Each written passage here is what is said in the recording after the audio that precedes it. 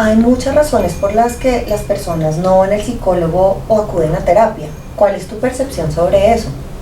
Sí, claro que sí, mucho, mucho.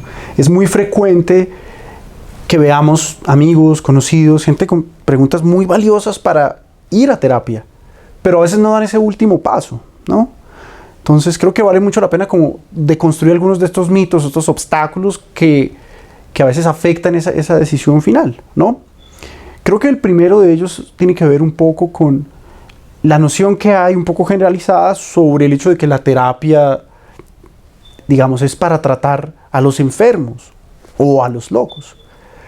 Y realmente la terapia, y más aún desde el enfoque psicoanalítico, no pretende de ninguna forma curar a alguien que está mal o que tenga alguna enfermedad.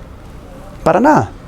Creo que por el contrario, la psicoterapia lo que busca es que la persona pueda conocerse más a fondo, que la persona pueda encontrar un poco las raíces históricas de los malestares que ha construido y que hoy lo aquejan, ¿sí? Las dificultades que de pronto esté teniendo, y también permite empezar a proyectar un futuro distinto. Digamos, muchas veces lo que nos aterra es el futuro, qué decisiones tomar, hacia dónde voy a ir, qué quiero hacer con mi vida, con esta relación, con mi pareja, con mi familia. Y mirar la terapia en perspectiva de futuro está lejos de pensarla desde el punto de vista de la patología, de la enfermedad. Entonces creo que esos son algunos elementos que le dan un cambio, ¿sí? Que le dan un giro al enfoque que de pronto la gente puede tener sobre la terapia a veces, ¿no? Creo que desde el enfoque psicoanalítico el autoconocimiento es la clave central. Conocer nuestro inconsciente, que es la raíz de muchos de nuestros malestares, digamos. Entonces creo que realmente la psicoterapia plantea una aventura muy interesante de autoconocimiento. Creo que eso es fundamental. ¿Tú crees que el país y el contexto social influyen a la hora, digamos, que una persona decide acudir a psicoterapia o no hacerlo? Claro que sí, definitivo. En países como Colombia y en la gran mayoría de América Latina, todavía conservamos un poco esta noción de que la patología es como el requisito necesario para acudir a una psicoterapia. Y esto es porque históricamente, digamos, la religión se ha ocupado un poco como del entorno íntimo de las personas, de nuestra sociedad.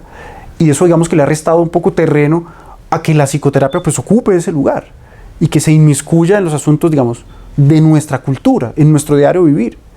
Entonces creo que eso le ha impedido a mucha gente tener la confianza suficiente para decir quiero entrar a terapia, quiero darme esta oportunidad.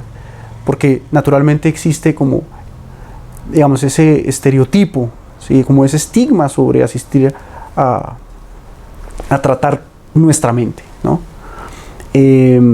Pero creo que por fortuna estamos entrando en una nueva era en donde estamos hablando cada vez más de salud mental, se está volviendo un tema menos tabú, ¿sí? Es un tema que a todos nos corresponde y creo que eso pues va a generar un viraje muy interesante.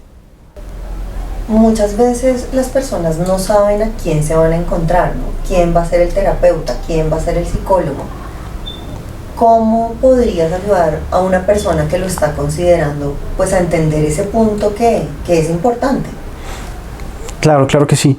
Es natural que cuando una persona quiera tratarse psicológicamente tenga una cierta reserva sobre quién es ese otro, sobre quién es ese o esa terapeuta que va a estar allí como liderando ese proceso, digamos.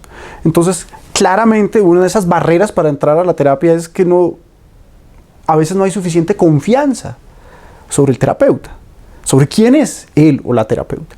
Entonces, voy a hablar de algunos puntos que creo que son muy claves, digamos, desde el enfoque psicoanalítico, que nos permiten saber qué características, digamos, tiene ese terapeuta. Entonces, para empezar a deshacer los mitos, primero, a veces el paciente asume que ese otro que es terapeuta no va a empatizar o no va a comprender lo que es exponer su malestar o su dolor o su sufrimiento frente a una persona. Pero aquí cabe aclarar que el terapeuta, los que somos terapeutas, hemos pasado por un proceso muy largo y muy prolongado en terapia, es decir, hemos sido nosotros pacientes.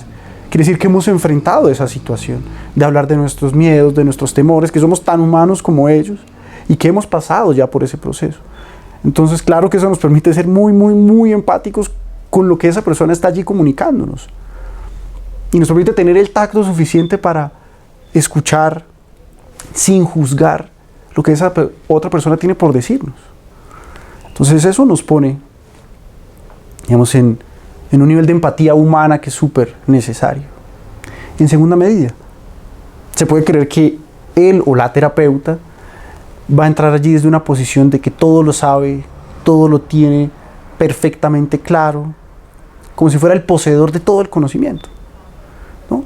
Y por ende puede convertirse entonces en un ente de autoridad, que te va a juzgar, que te va a decir qué hacer, cómo hacer, que tiene el libro y la teoría perfecta para medir lo que es correcto, lo que es incorrecto en el paciente.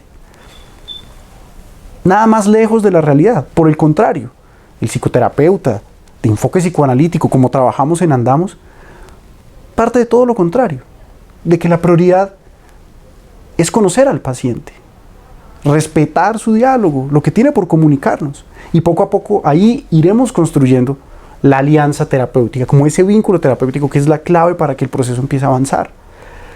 Pero de ninguna manera el terapeuta está allí para utilizar, digamos, una teoría o un saber y con ello esquematizar, calificar al paciente, clasificarlo, no, para nada. Creo que nuestro objetivo no es diagnosticar y tipificar a la persona, sino escucharla y construir con ella eso que se va a convertir en sus nuevos caminos, en sus nuevas soluciones. En segundo lugar, le diría a esta persona que piense en la terapia como ese momento de ampliar, digamos, las posibilidades de su vida. Ampliarlas por ejemplo, en darse la oportunidad de vivir una relación afectiva distinta, de construir relaciones emocionales de una forma diferente, de cambiar de trabajo, de llevar una vida más satisfactoria, de liberarse de pronto del lastre o de algún evento del pasado que impide avanzar. Digamos, todo esto para decir que la terapia, en lugar de enfocarse solamente en lo doloroso, solamente en quedarnos ahí, es realmente una apertura hacia el futuro, hacia un futuro de probabilidades, ¿sí? De posibilitar a la persona como de ampliar caminos, ¿no? Posibilitar caminos. Y creo que esa es la terapia, posibilitar caminos a partir de comprendernos a nosotros mismos. Visto desde ese punto de vista, pues, ¿qué de malo habría en empezar un proceso de terapia? Darse esa oportunidad.